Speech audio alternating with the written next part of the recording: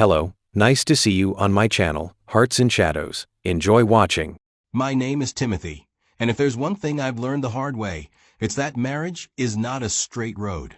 People like to believe that if a relationship starts strong, if two people love each other and share the same dreams, then that's enough to keep them together. But that's not how life works. Marriage doesn't just fall apart in one explosive moment. It crumbles in small, quiet ways. And if you're not paying attention, it will feel like everything collapsed overnight. But the truth is, it was breaking for a long time. You just didn't see it. This is my story.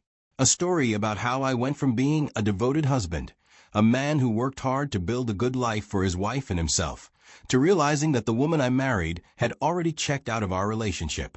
What happened next changed everything. At the start, everything feels fresh, exciting, and full of possibilities for Linda and me. When we got married, we had a vision of building something better than what we came from. Our families were comfortable, but we wanted more than just comfort. We wanted security, success, and a future where we didn't have to think twice about taking a vacation or buying something nice just because we felt like it. That dream kept us motivated. I was always ambitious. Civil engineering isn't just about drawing plans and signing off on projects.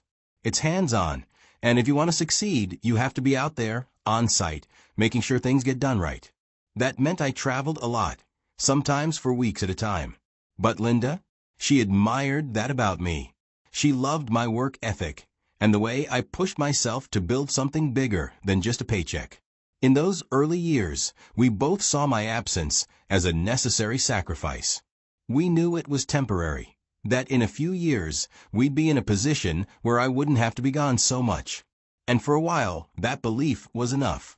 Whenever I was home, I made sure to make up for lost time. We had our routines, little traditions that kept us connected. Fine dining at beautiful restaurants. Linda had her favorite spot, and we made it a point to go there at least once a month. We saw movies together, taking turns picking what we watched. Sometimes we planned short weekend trips, just the two of us, away from everything. Other times we kept it simple. Late-night drives, long conversations, just being present with each other.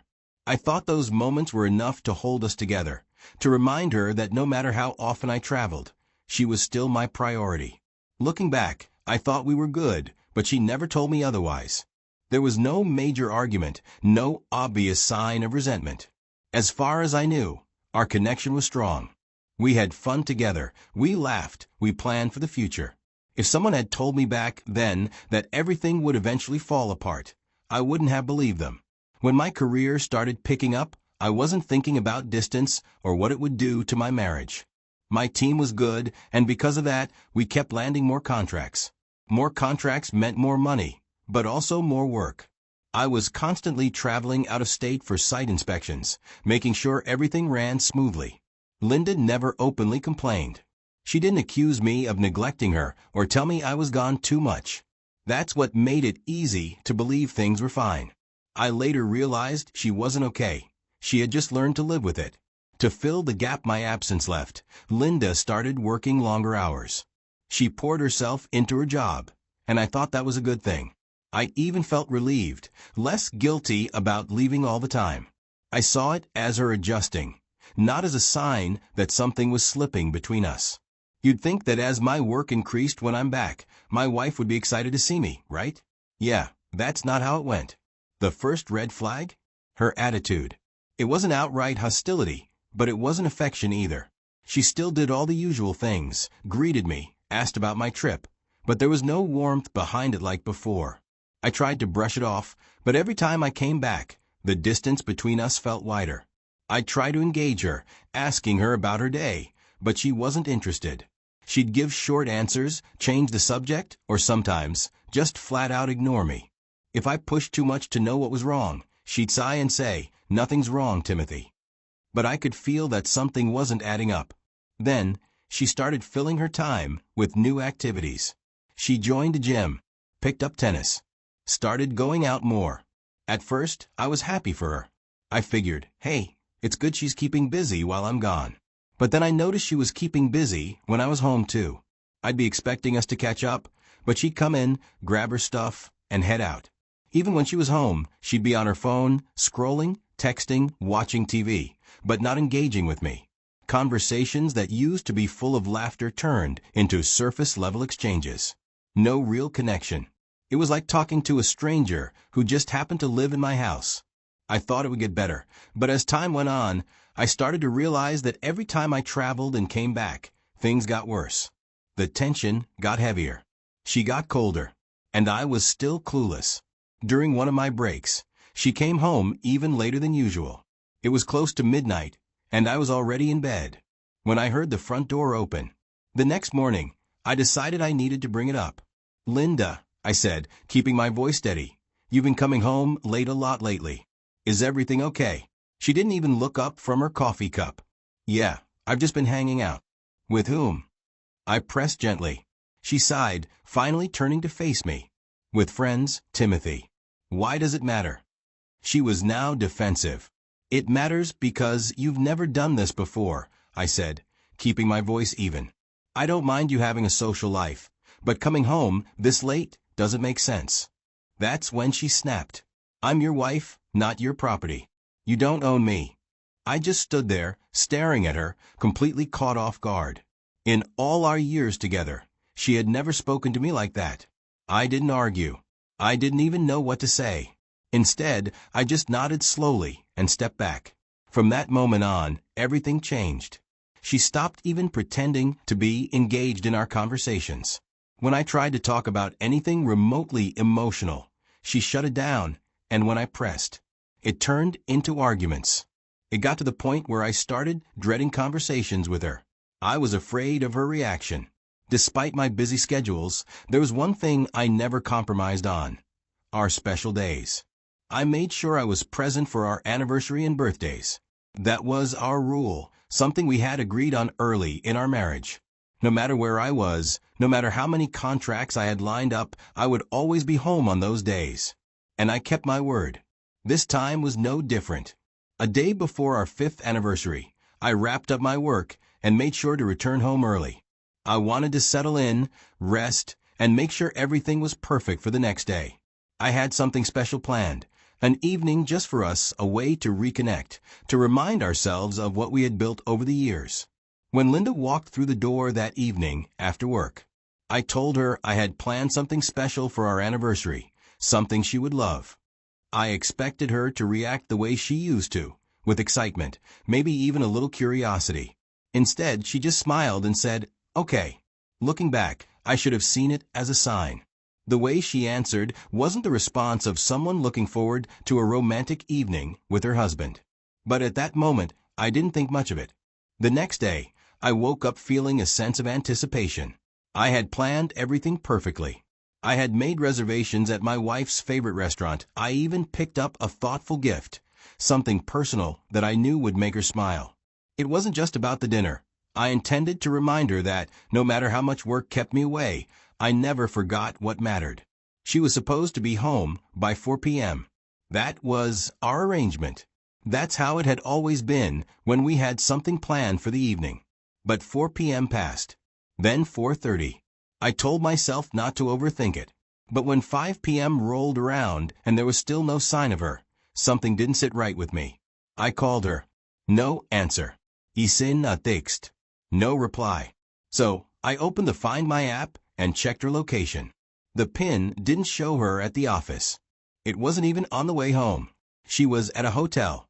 I blinked and refreshed the app, convinced it had to be a glitch. But no, the location stayed the same. A hotel. On our anniversary. My mind raced, but I didn't want to jump to conclusions. I needed to see for myself. I grabbed my keys and drove, the GPS leading me straight to the address. But when I got there, I realized something. The location led me to a restaurant tucked right behind the hotel.